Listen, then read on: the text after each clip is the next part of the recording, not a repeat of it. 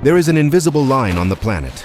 It doesn't appear on maps. It has no physical markers. But everyone who works in the Arctic knows it. It's at the 75th parallel north. And when you cross it, you enter a place where the rules of nature change completely.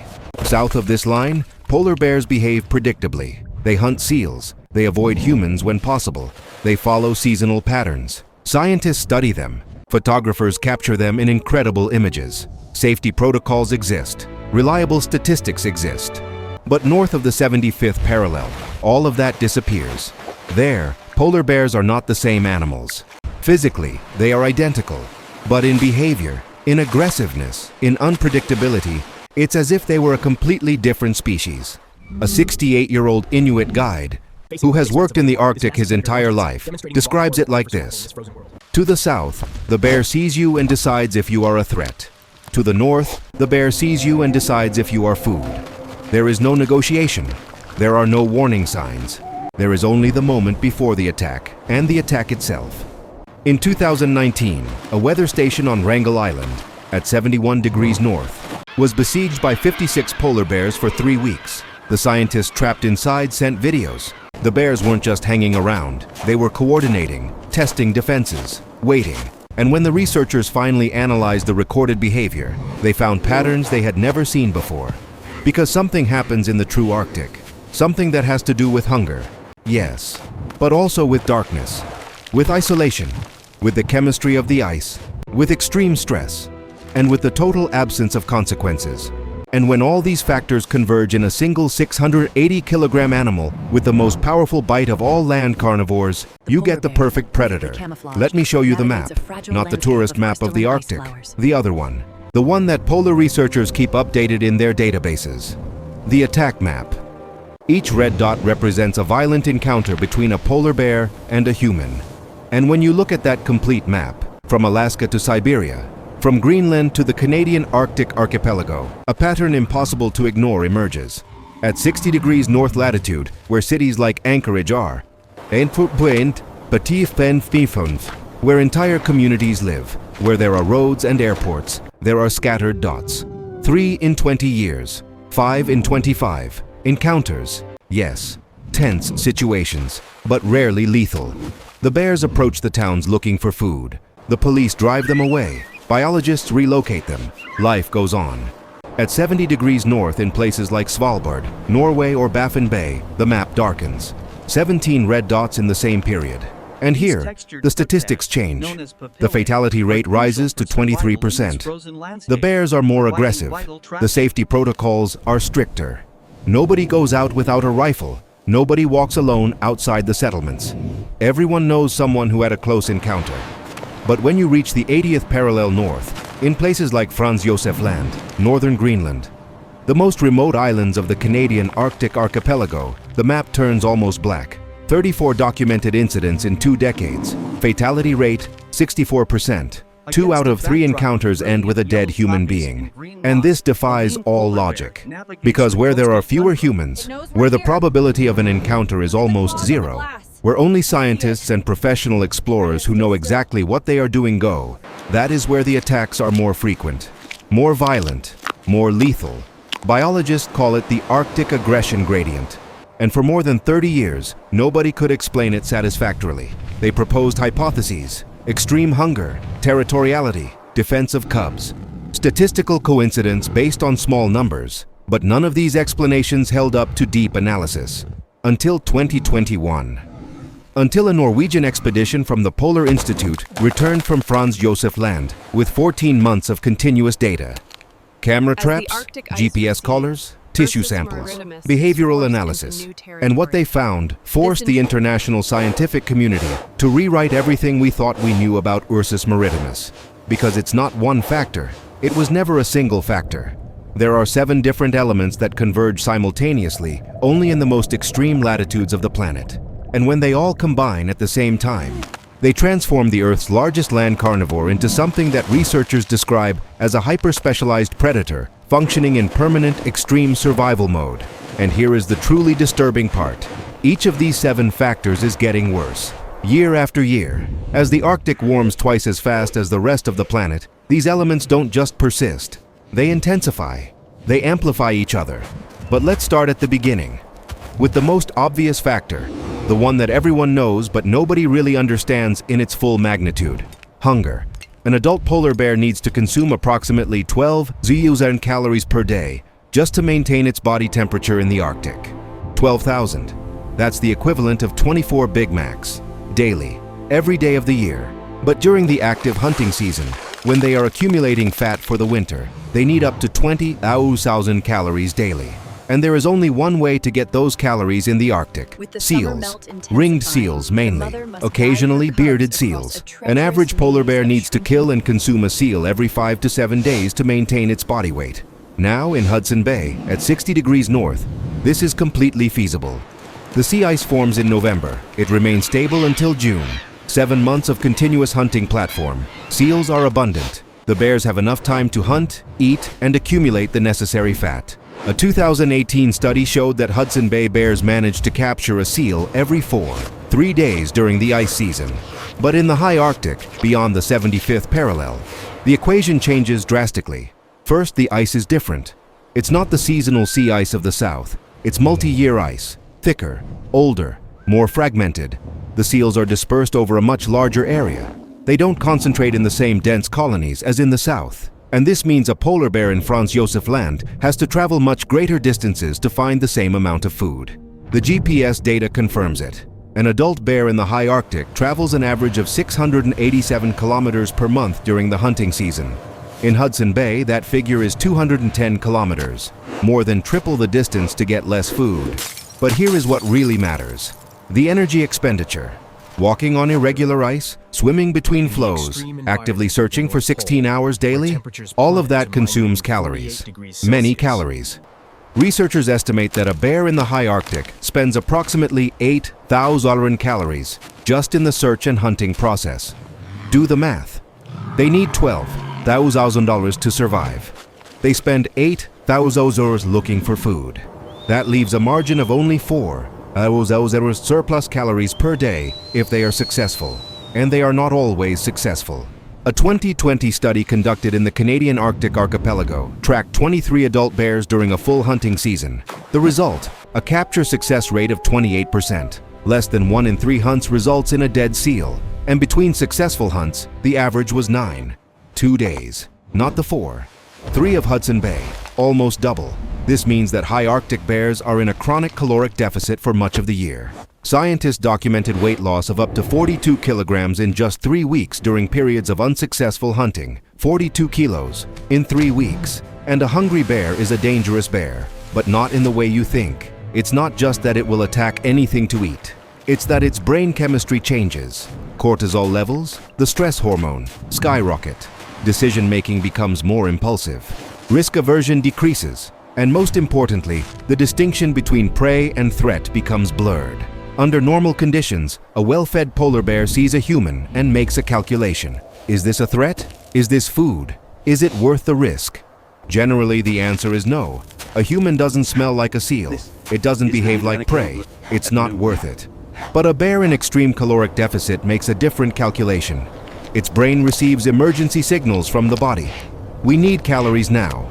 And anything that moves, anything that generates heat, anything that could be food, becomes a potential target. But hunger is only the first factor, and it's not even the most disturbing. Because there is something else in the high Arctic that transforms these animals.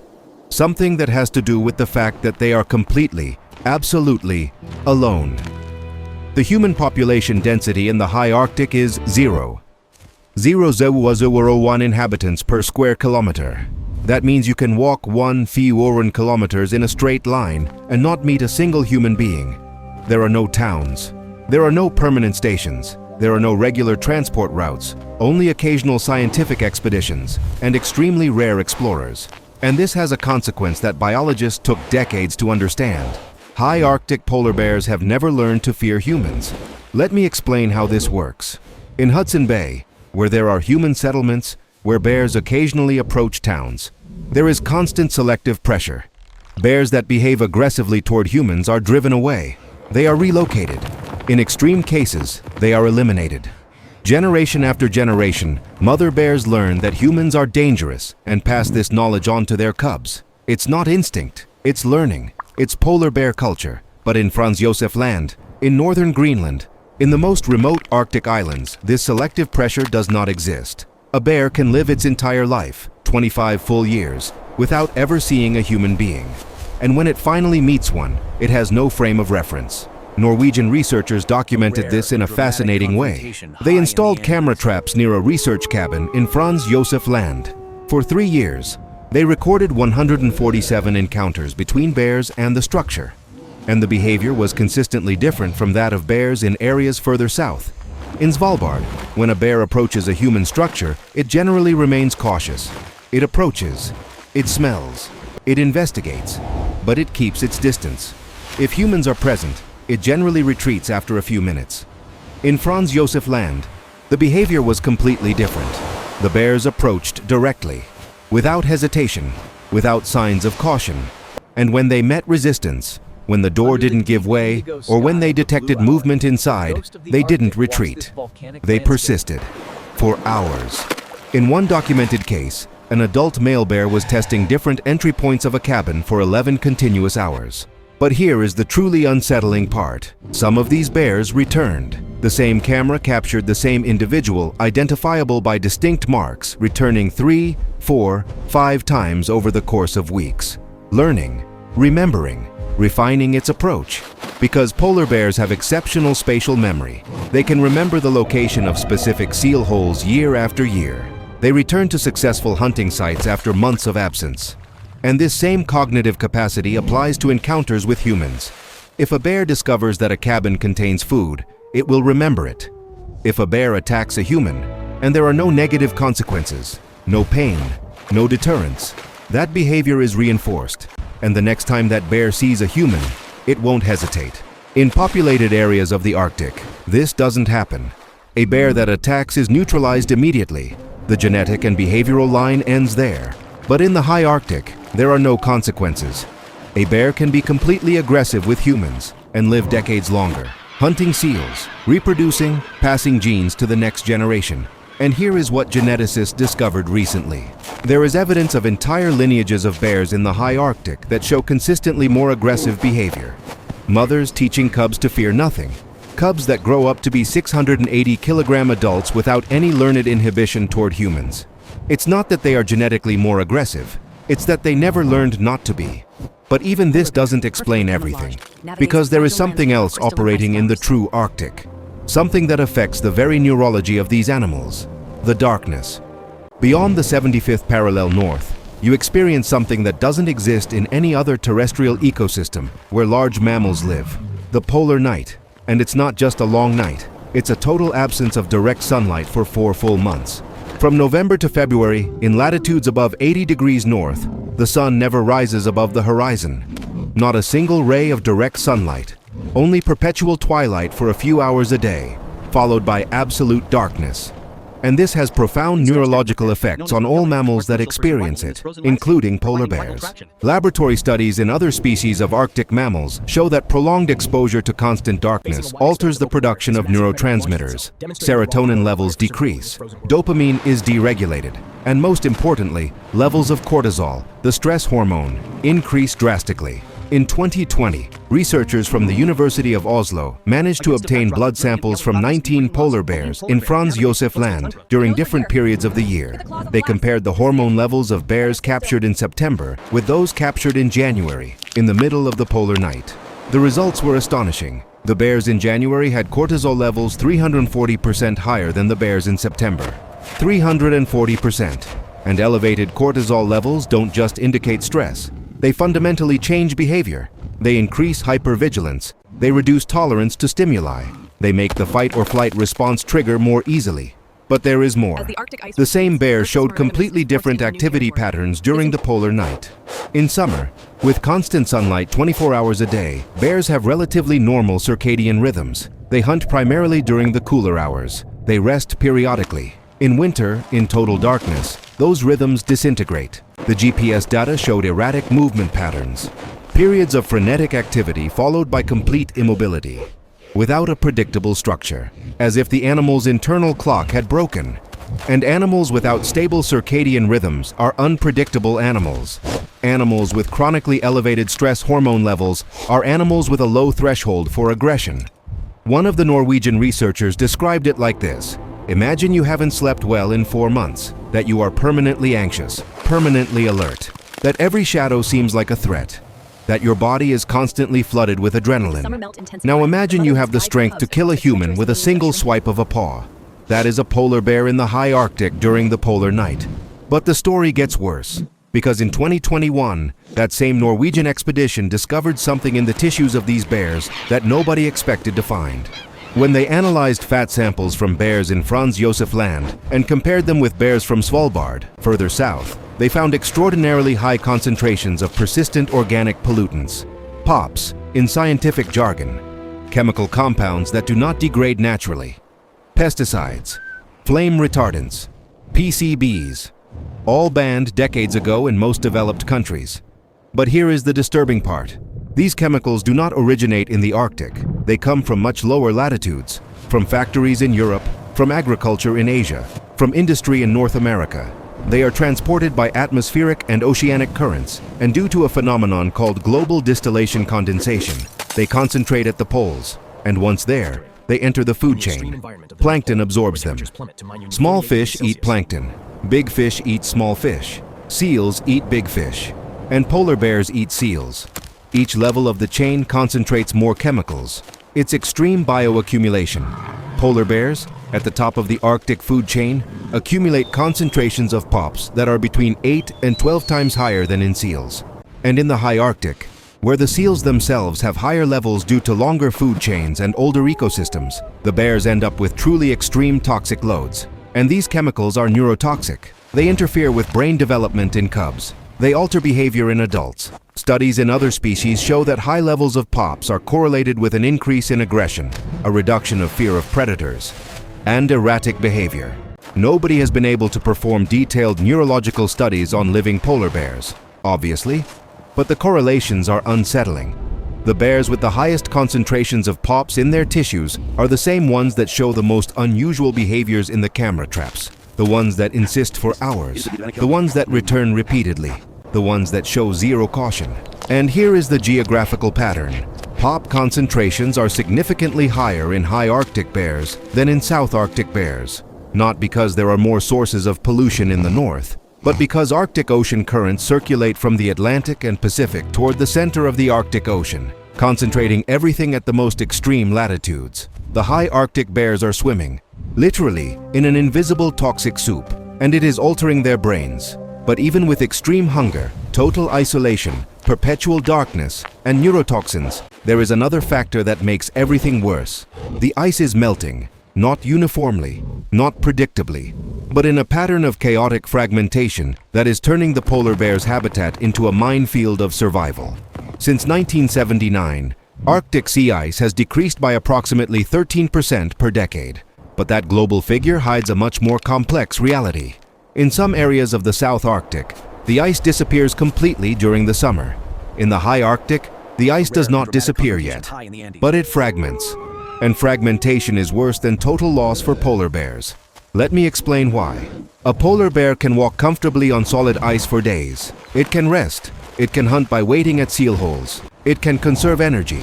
But when the ice breaks into flows separated by open water, the bear is forced to swim. And polar bears are good swimmers. They have hydrophobic fur. They have partially webbed paws. They can swim for hours. But swimming is energetically costly, extremely costly. A swimming polar bear spends approximately 4 times more energy than walking. Satellite data shows that bears in the high Arctic are swimming increasingly longer distances. In 2008, researchers tracked an adult female who swam 687 continuous kilometers over 9 days. 687 kilometers. 9 days without stopping. Crossing open water trying to reach the next flow of solid ice. She survived, but she lost 62 kilograms during that swim. And her cub, who was with her, died. Now imagine doing that not once, but repeatedly, several times per season. The energy expenditure is unsustainable, and when you reach the next flow, you are exhausted, you are desperate, and if you find anything that could be food, Your brain doesn't make rational calculations of risk versus reward. It only sees calories. But here is the truly disturbing part. The bears are learning that the ice is no longer reliable. The traditional hunting routes that worked for generations no longer exist. The seal holes that a female knew since her youth are now in the middle of the open ocean. Spatial memory, which is an advantage in stable conditions, becomes a curse when the landscape changes every season. And this generates massive stress. Researchers documented that bears in areas of extreme ice fragmentation have cortisol levels even higher than during the polar night. They move erratically. They travel enormous distances without a clear pattern. Some seem completely disoriented. A 2022 study tracked the movement of 34 bears in northern Greenland over a full season. Before, in historical data from the 90s, bears in this area had relatively compact home ranges, around 20,000 square kilometers per bear. A lot, but predictable. In 2022, that average had expanded to 127,000 square kilometers, more than 6 times the area. The bears were traveling desperate distances looking for stable ice and seals. And here is the vicious cycle. More movement means more energy expenditure. More energy expenditure means more hunger. More hunger means lower thresholds for attacking anything, including humans. But there is one more factor. One that involves something biologists almost never see in wild polar bears. Something so disturbing that when the first reports arrived, many scientists thought they were observation errors. Cannibalism. In 2004, there were exactly 3 documented cases of cannibalism in polar bears in scientific literature. 3. In more than a century of Arctic observation, it was considered an extremely rare, probably aberrant behavior. In 2022, that number had risen to 137 documented cases. 137. And that is only what was photographed, filmed, or directly observed. Scientists estimate the real number is much higher. And it's not just hungry bears eating carrion from other bears. No, it is active predation, adult males hunting and killing cubs specifically, and not always to eat them. Sometimes they kill them and leave the body. A wildlife photographer in Svalbard captured images in 2015 that became infamous in Arctic biology circles. An adult male attacked a female with 2 cubs. He killed the cubs. He partially consumed one, and he left the other intact. This behavior is called infanticide. It occurs in some carnivores, usually for specific evolutionary reasons, to eliminate the offspring of competitors to force the females back into heat. But what they are seeing in the Arctic goes beyond that. GPS movement patterns show that some males actively seek out females with cubs, not to mate, to kill. It is as if the extreme stress has turned intraspecific aggression into a default behavior. And this is critical for understanding aggression toward humans. Because if a polar bear has crossed the psychological threshold of killing its own species, of killing cubs that share more than 90% of its DNA, then a human represents no moral barrier, no instinctive limit. A Canadian researcher studying this phenomenon explained it like this. We are seeing the collapse of normal social inhibitors. Under normal conditions, polar bears are solitary but not indiscriminately violent with their own species. There are rules, there are signals, there are hierarchies that are respected. But when stress reaches a certain point, when hunger is chronic, when the habitat is literally disintegrating under their paws, those rules disappear. And the data confirms this. 87% of documented cannibalism cases occurred at latitudes higher than 75 degrees north, the high Arctic.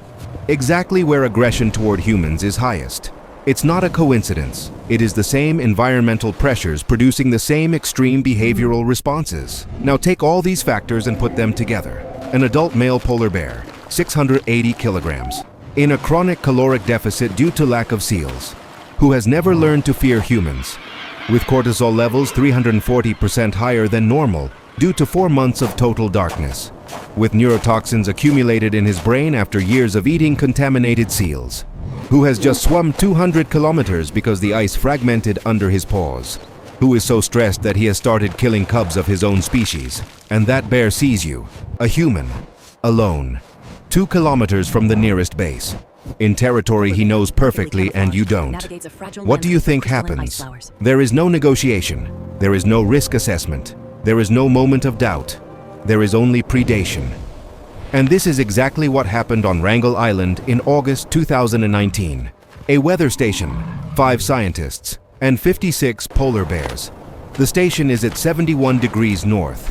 Technically, it is not the most extreme high Arctic, but it is close enough. It is one of the last areas of refuge for multi-year sea ice. And in 2019, even that ice was fragmenting earlier than normal. The scientists had been at the station for 4 months. Normal routine, climate measurements, occasional wildlife observations. The bears passed nearby sometimes. They had never had serious problems. But on August 7th, something changed. An adult male bear appeared near the station. He stayed. He didn't leave as they usually do. He approached the main structure. He started testing doors and windows. 2 hours later, there were 3 bears. By the next morning, there were 12. Within 48 hours, there were 56 polar bears completely surrounding the station. And they weren't just hanging around, they were coordinating. The videos the scientists sent show something biologists had never seen before. Groups of bears testing different entry points simultaneously. When the scientists made noise to scare them from one side, other bears pressed from the opposite side, as if they were systematically testing the defenses. And they persisted. For 3 weeks, 21 days. The scientists could not leave. Supply deliveries by helicopter had to be canceled because there was no safe space to land. Ursus maritimus The situation became desperate. Finally, the Russian government sent an icebreaker. Not a helicopter, a full icebreaker. They had to break their way through the sea ice to rescue 5 scientists from 56 bears. When biologists analyzed the recordings later, they identified that at least 40 of the 56 bears were adult males. Normally, adult males are solitary. They do not group together. The presence of so many together without fighting each other was already anomalous. But more disturbing was the behavioral analysis. The bears were not acting like hungry individuals looking for food at random. They showed patterns, basic coordination, as if they had learned that working together, even accidentally, was more effective than acting alone. One of the rescued scientists described the most terrifying moment. It was night. We could hear them scratching the metal walls, but it wasn't random. You heard scratching on one side, then another, as if they were looking for the weak point. And the most terrifying thing was the silence between the scratches, as if they were waiting, listening, learning. After the evacuation, researchers returned to the island with military protection equipment. They installed additional cameras. They collected hair and fecal samples the bears had left. The analysis revealed that all the bears were in conditions of extreme stress, very high cortisol levels, signs of prolonged hunger, and concentrations of pollutants well above regional averages. But here is the most disturbing thing of all. Several of the bears identified in Wrangell were later redetected by cameras at other human facilities. They were actively looking for human structures. They had learned that where there are humans, there can be food, or at least something of interest. The behavior had become targeted, not random, not accidental, deliberate. And this leads us to the most uncomfortable reality of all, the future. Because all the factors we have discussed are getting worse, not improving, getting worse. And scientific projections show that in the next 2 decades, we are going to see a convergence of crises in the Arctic that will make what happened on Wrangell look like a prelude. The most recent climate models, published in 2024, predict that by 2040, the Arctic will be completely free of sea ice during the summer months. Completely. Not even in the high Arctic will there be stable multi-year ice left. Polar bears cannot survive without sea ice. They cannot hunt seals in open water. They cannot travel between hunting areas. They cannot do anything they need to live. So what are they going to do? They are going to concentrate. In the last areas where the ice persists longest, in the most extreme Arctic, in latitudes above 80 degrees north, in places like northern Greenland, the Canadian Arctic archipelago, Franz Josef Land. And guess what else is in those places? Research stations, military bases, resource extraction facilities that are expanding precisely because the ice is retreating. Arctic shipping routes that are now viable for more months of the year, more humans, and more desperate bears. In the same increasingly reduced space, a 2023 study modeled the probability of encounters between humans and polar bears in different climate scenarios. In the moderate warming scenario, they project a 340% increase in encounters by 2050.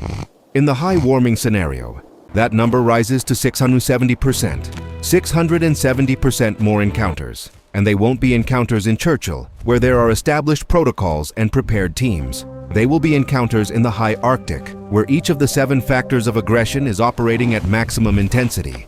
And here is the cruel paradox.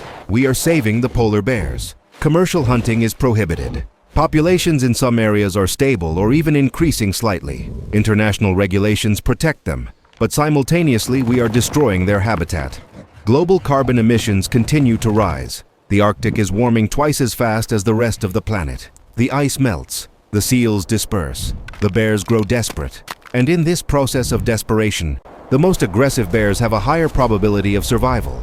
Not because aggression is a useful adaptation against climate change, but because the bears that fear nothing, that attack everything, that take all risks, are the ones that occasionally find food sources that other more cautious bears avoid. It is natural selection in reverse. We are selecting for aggression, for recklessness, for violence, and those genes are being transmitted. Aggressive mothers raise aggressive cubs, and those cubs will grow up in an Arctic even more stressful, even more fragmented, even more desperate than the one their mothers saw. By 2050, scientists project that the polar bear population will have decreased between 30% and 50% globally. But the bears that remain will be the toughest, the most adaptable, and probably the most aggressive. A Canadian researcher who has worked in the Arctic for 40 years expressed it like this: "My students ask me if polar bears are going to go extinct. I tell them I don't know. But I know this. The polar bears that survive climate change won't be the same animals we studied 30 years ago. They will be smaller from lack of food. They will be more erratic from chronic stress. And they will be more dangerous because they will have learned that there is nothing to fear and everything to gain by being violent." And so, we return to where we began. To that invisible line, the 75th parallel north. But that line is moving, not geographically, functionally. The zone of maximum aggression, the zone where all factors converge, is expanding southward. As the ice retreats, as seals disperse, as bears become more stressed, behaviors that we previously only saw beyond the 75th parallel are now appearing at 70, then at 68, then at 65. Churchill, which for decades was an example of relatively peaceful coexistence between humans and bears, has seen a 127% increase in encounters classified as aggressive in the last 10 years. Not because there are more bears, but because the bears that arrive are more desperate. Svalbard, where polar bear tourism generates millions of dollars annually, has implemented increasingly strict restrictions on where visitors can go. Areas that were previously considered safe with armed guides are now completely prohibited. And in the true high Arctic, beyond the 80th parallel, places where 20 years ago only occasional scientific expeditions went, are now seeing increased human activity. Oil exploration, shipping routes, extreme tourism, military facilities expanding due to geopolitical tensions in the Arctic. All these humans are entering the territory of the most stressed, most hungry, most aggressive bears on the planet. And when you look a polar bear in the eye, in the high Arctic, you have to understand something fundamental. You are not seeing an animal that hates you. You are not seeing a monster. You are not seeing a killing machine designed to destroy humans. You are seeing an animal that is doing exactly what evolution designed it to do: survive in the most hostile environment on the planet.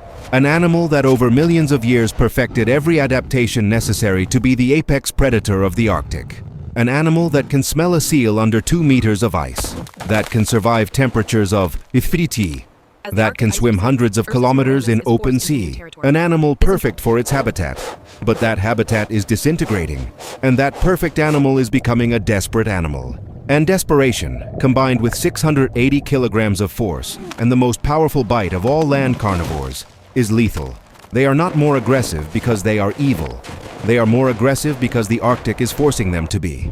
Each factor we have discussed, hunger, isolation, darkness, toxins, fragmented ice, extreme intraspecific competition, all converge to create an animal in permanent survival mode.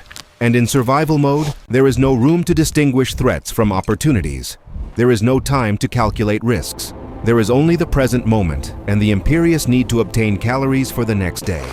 The Inuit who have lived in the Arctic for millennia have a proverb: Nanuk decides. Nanuk, the polar bear, decides when to hunt, decides when to attack, decides when to retreat. And the humans who survive in the Arctic are the ones who respect that decision. The ones who never assume the bear will do the predictable. The ones who always have an escape. The ones who understand they are in the bear's territory, not the other way around. But as more humans go to the Arctic, people without that ancestral knowledge, people who watch nature documentaries and think they understand these animals, Encounters will be more frequent and more lethal because you can have the best rifle in the world, you can have years of training, you can have all the precautions and protocols imaginable. But if an adult male polar bear in the high Arctic decides you are food, you have approximately 2-3 seconds to react. That is what it takes for a bear to cover 20 meters from the start of a charge to impact. 2-3 seconds, and that bear can smell your fear. It can hear your breathing accelerate. It can see your body language change. And all those signals tell it the same thing: prey. So, is there hope? Can we do anything to change this trajectory? Honestly, I don't know. Scientists don't know. Because the problem is not the bear's behavior. The problem is the entire system collapsing. And you can't fix the behavior of a polar bear without fixing the entire Arctic.